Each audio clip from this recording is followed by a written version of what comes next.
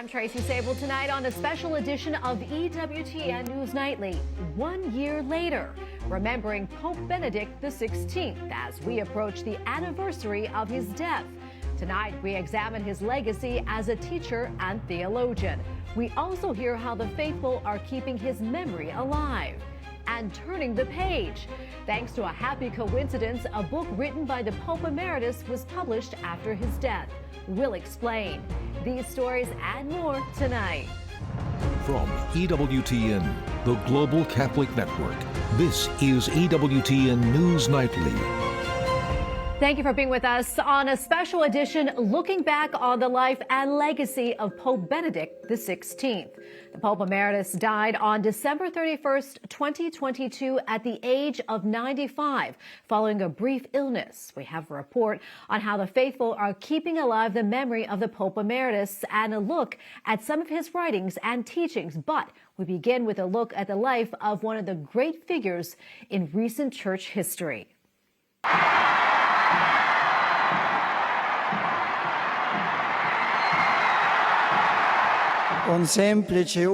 Cardinal Joseph Ratzinger describing himself as a humble worker in the vineyard of the Lord.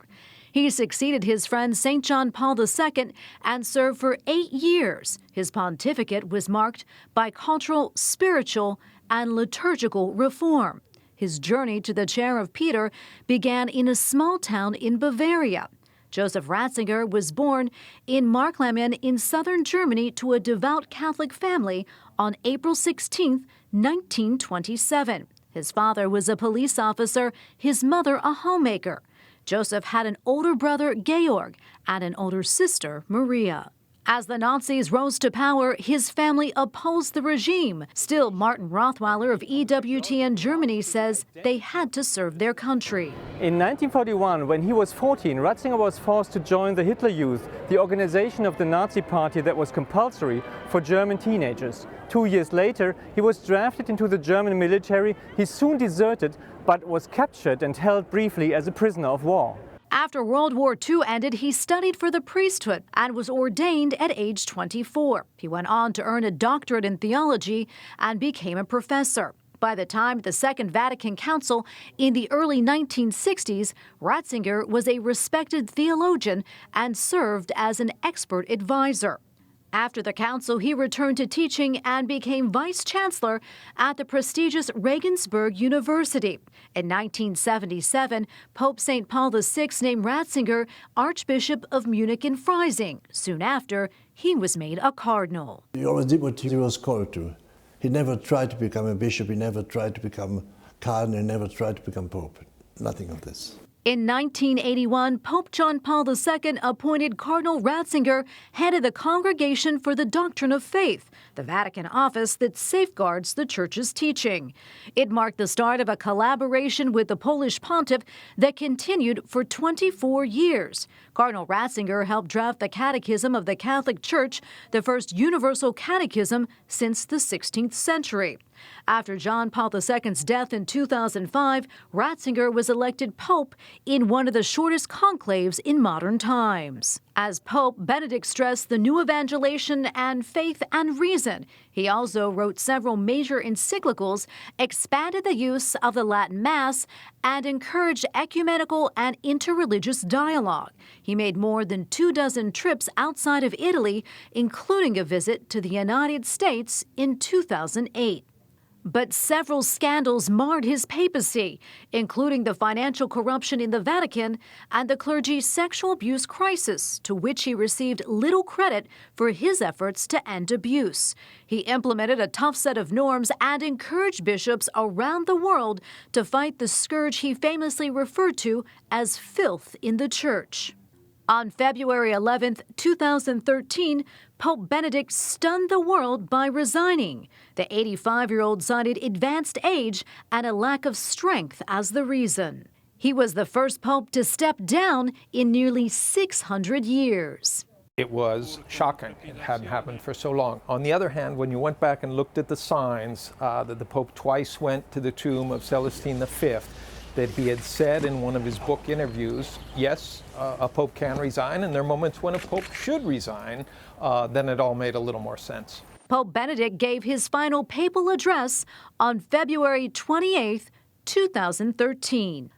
After Cardinal Jorge Mario Bergoglio was elected in March of 2013, the Pope Emeritus continued to live in the Vatican. He was present at many Vatican events, including the opening of the Holy Door in 2016 for the extraordinary Jubilee of Mercy. In June 2020, the Pope Emeritus left Italy for the first time since his resignation. He went to Bavaria for 4 days to visit his brother, Monsignor Georg Ratzinger, who was gravely ill.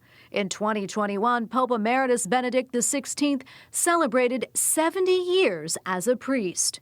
Most of Benedict's final years were spent in study and prayer at a monastery in Vatican City. One of his final public writings came in February 2022 in response to an abuse report out of Munich. He requested forgiveness after the report faulted his handling of abuse cases during his tenure as Munich Archbishop. He wrote in part, "I shall find myself before the final judge of my life," adding, "In light of the honor of judgment, the grace of being a Christian becomes all the more clear to me. It grants me knowledge and indeed friendship with the judge of my life and thus allows me to pass confidently through the dark door of death." As we approach the anniversary of the death of Pope Benedict XVI, an event beginning tomorrow in Rome is examining his life, teaching, and legacy. Scholars, experts, and friends of the late Pope Emeritus are gathering near St. Peter's Basilica. They will discuss Pope Benedict XVI and his impact on the Church and society. Speakers include Archbishop Georg Gänswein, Pope Benedict's longtime secretary. We turn now to another speaker at the conference, Father Ralph Weimann. He is a professor and theologian. Father Weimann, great to have you with us. You and Cardinal Koch are giving a lecture titled Pope Benedict's Death in the Light of Eternal Life. If you don't mind, could you tell us where you were when you heard of Pope Benedict's death, and what was the mood like in Rome, and also your native Germany? Yeah, when Pope Benedict XVI died, I was at the airport in Rome. I just came back. When I turned on the phone, the news came that the Holy Father, Pope Benedict, had died. I was immensely grateful for his testimony of life, but also sad that God had called him. Journalists and reporters were everywhere in Rome, and the Vatican began preparations for the funeral. I was very moved by the moment when I was able to say farewell to Pope Benedict in the small monastery up on the hill in the Vatican. So many people were deeply moved of his testimony of life, his kindness, his humanity, and his witness to the truth. Father Weimann, I'd like to talk about the conference itself. What can we expect? And also, what are you looking most forward to? We have a great program to commemorate Pope Benedict. And it will be in a place very close to St. Peter's Basilica at the Campo Santo Teotonico. Outstanding experts will shed light on 3 topics in order to better understand Pope Benedict's life and legacy. We are dividing this into different panels. The first panel will be dedicated to the topic memory and legacy. The former Ratzinger student and professor Vincent Toomey, together with Padre Federico Lombardi, the Pope's former spokesman, will offer deep insights. They were very close to him. At the center of Pope Benedict's theology was not his own opinion or ideas, but Jesus Christ. Therefore, Cardinal Gerhard Ludwig Müller and Professor Matthew Bunson will shed light on what we call Christology. Finally, Pope Benedict's death will be considered in the light of eternal life. The Swiss Cardinal Kurt Koch and myself will explain the hope that is so characteristic not only for Pope Benedict, but that should enlighten all of us. The Foundation, Fundatio Christiana Virtus, the Ratzinger Foundation, and EWTN are organizing and sponsoring the whole event. On the anniversary of Pope Benedict's death, Archbishop Gänswein, the Pope's, as you just said, former secretary, will celebrate Holy Eucharist in St. Peter's Basilica, and afterwards he will talk about what happened 1 year ago. And Father, before I let you go, would you mind sharing maybe one statement or one message that you feel characterizes the life of Pope Benedict? And also, how does he remain relevant for the faithful today? Pope Benedict will be remembered because he was a true Christian. What does that mean? He did not promote his own ideas, nor did he create a system of thoughts, as he said, but rather oriented himself towards the truth, that is, Jesus Christ. So he simply wanted to be a collaborator of the truth, and that will always remain. So this is a lesson that gives direction and orientation to the entire theology and church. It will certainly be of great importance in the future. The truth he was following became concrete in the person of Jesus Christ and the threefold God. That is why he was able to say at the end of his life, Lord, I love thee. And this characterizes his life and theology. Well, Father Weimann, thank you so much for your time today. We appreciate it. God bless you. You too. God bless you. And for more information, including how to watch a live stream of the event, just go to EWTNVatican.com. We have a lot more still to come here on this special edition of EWTN News Nightly, including In the Service of Truth. A theologian and professor reflects on the contributions made by Pope Benedict XVI. And we go to Rome to meet the winners of an annual award named for the Pope Emeritus.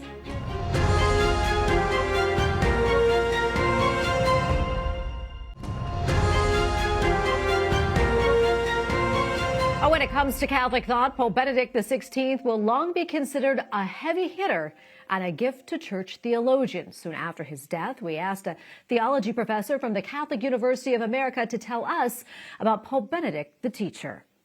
And joining us now in our studio with more on the legacy of Pope Benedict XVI is Dr. Chad Pecknold, Associate Professor of Theology at the Catholic University of America. Dr. Pecknold, thank you so much for coming in today. We appreciate it. Thanks for having me. You know, as we mentioned, Pope Benedict is really one of the great minds and the great theologians of the Church. If there is one element of his teaching that really stands out to you, what would it be? I think that striking way in which he always unites charity and truth, the way in which it's always a personal encounter with truth, who is love, and that these things can't be divorced. Love is not love, but love is a relationship to absolute truth, and that encounter with Jesus Christ is divine charity and truth. I think that's the hallmark of his social encyclicals, but also the hallmark of all of his teaching. He sums it up at the end of his life by saying, Jesus, I love you. Yeah, let's talk a little bit more about that. Yeah. I mean, so simple, but so profound. Yeah. I mean, that's the fruit not only of piety, but of enormous learning and scholarship. You just see the way in which a very learned theologian, maybe the most learned theologian of the 20th century, comes down to the very things that a Catholic grandmother at Mass knows, which was true for Aquinas, too. Aquinas knew that really the theologian doesn't really know anything more than the faithful, but knows it in more intellectual ways. I think the Pope had a vision of how to communicate the love of Jesus Christ in myriad ways in all of his encyclicals. From the very beginning of his career, he focused on a Christocentric way of looking at the whole world. Yeah, there was a headline today that really struck us that called him the Pope of the head and the heart. Yeah. Can you talk to us about that? Well, that's beautiful. I think that goes all the way back to the beginning of his work. His very early work was on Augustine, on the people of God, and how Christ is the head of the people of God, and we're united to him by our hearts. Our hearts are united to him, and he's the one who unites us by his love to himself and purifies us, cleanses us by love. It's love that purifies us and prepares us for communion with God. And so this is the theme of being called to communion, that each of us are called to communion. And that's personal. Right. It's about an encounter with the living God, and the warmth of that is often obscured by sort of liberal commentary on him as the God's Rottweiler and the dogmatician. But he's really the theologian of personal encounter with Jesus Christ. That's what he's about. Yeah, and we hear so much of that. We don't have a lot of time left, but I do want to touch on this because we've been seeing so many personal tributes on social media to Pope Benedict. I know you wrote one on Twitter Twitter too recently, saying that he taught me to be a Catholic set against the dictatorship of relativism. He formed my piety. He awakened me to the beauty, truth, and perennial power of the ancient Mass. His life was principally a conversation with God, and we are beneficiaries of that. Chad, talk to us about why you wrote that. Yeah, I mean, I think, you know, the way in which the modern mind has been shaken by skepticism, in which we're not really oriented to truth, has been bad for people. It's been bad for societies. And he awakened us to that. He awakened us to our need for truth, but also our need for God, and that societies need God just like souls need God. And that the fundamental orientation of our souls and our societies is liturgical. What is the direction of our worship? And that's what was really at the bottom of everything in Benedict's writing, was what is our fundamental orientation towards God in reality, and how can we reflect that in our lives and in our societies, and an orientation to the Eucharist especially. Well, the Pope Emeritus was a prolific writer during his time leading the Church. EWTN contributor Alan Holdren examines Pope Benedict's contributions to the faithful in the service of truth. Habemus Papam, Cardinalem Ratzinger.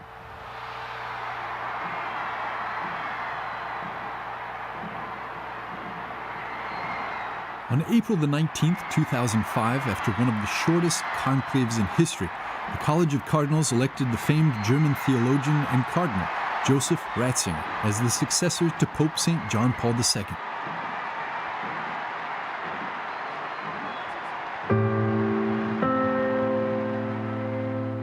In quel momento, come ho già speso più volte, le parole che sono risuonate nel mio cuore sono state: Signore, perché mi chiedi questo? E che cosa mi chiedi? È un peso grande quello che mi pone sulle spalle, ma se tu me lo chiedi, sulla tua parola getterò le reti. Sicuro che tu mi guiderai, anche con tutte le mie debolezze.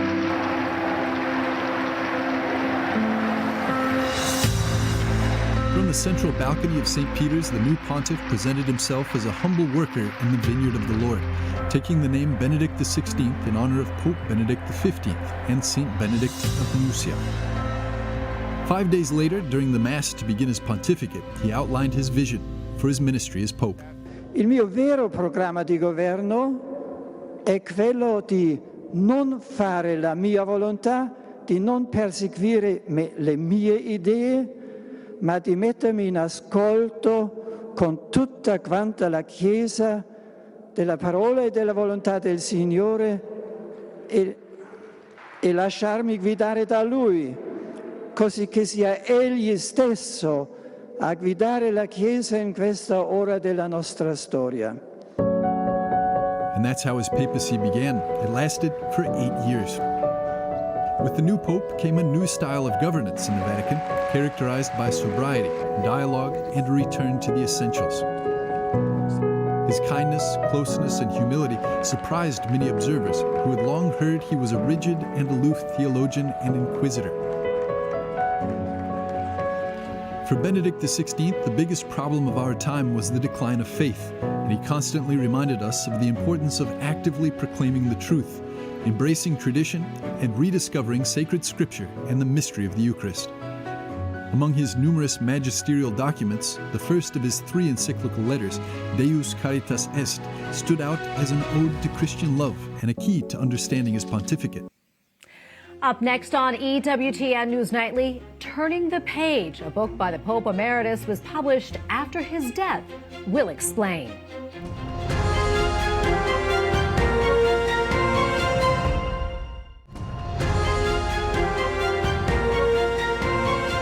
A pair of scholars from Spain have won an annual award named for Pope Benedict XVI. It is the first Ratzinger Prize since the death of the Pope Emeritus. EWTN Vatican Bureau Chief Andreas Tonhauser has more. Un'eredità viva da continuare a far fruttificare nel cammino della The legacy of Pope Benedict XVI is alive. It will continue to bear important fruits for the Church.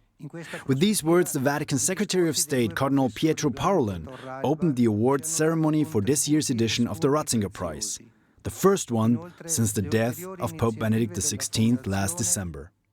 Un premio per la teología en lingua española o castellana. The recipients are theologian Pablo Blanco Sarto and philosopher Francesc Torralba Rosselló, both from Spain. Since 2011, the Vatican's Ratzinger Foundation has awarded this prize to distinguished scholars. Pero claro, cuando un papa, en un momento en el cual estaba delicado, when a pope, in a very delicate moment in which he was, decides to withdraw to pray, I think that is an example and an exemplification of how important prayer is in the Church. So he withdraws to pray to support the Pope, who comes later in this process of reform and purification of the Church, in which we are embarked at this moment. And I think that is a good example of what he said. Let's say in theory or in his theology. No, the theology of holiness. Teología, ¿no? La teología de la santidad, sí. Permettetemi di dirlo qui, penso che la nostra fondazione abbia... Father Federico Lombardi, president of the Ratzinger Foundation and former spokesperson for Pope Benedict XVI, also addressed the honorees. He explained that Joseph Ratzinger never wanted to build his own system of thought or establish his own school. He taught us to seek the truth with the power of reason and the light of faith.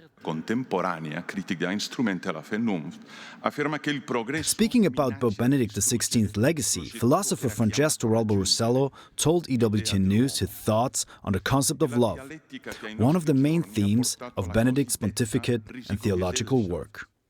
Ratzinger defined Christianity as the religion of the words, but also the religion of agape. And therefore, both are key. We have to introduce rationality in our public life because it is very marked by emotionalism and sometimes by fanaticism and fundamentalism. But on the other hand, the world needs agape, and agape is donation. It is gratuitous love. And the morning before the award ceremony, recipients of the prize and members of the Ratzinger Foundation gathered in prayer in the Vatican grottos at the tombs of St. Peter and of Benedict XVI. After Mass, Pope Francis received the awardees in private. In Rome, Andreas Tonhauser and Matteo Cioffi, EWTN News Nightly. As we mentioned, Pope Benedict died roughly 1 year ago, and thanks to a happy accident, the faithful have access to his new book. The Divine Project was released around 1 month after his death.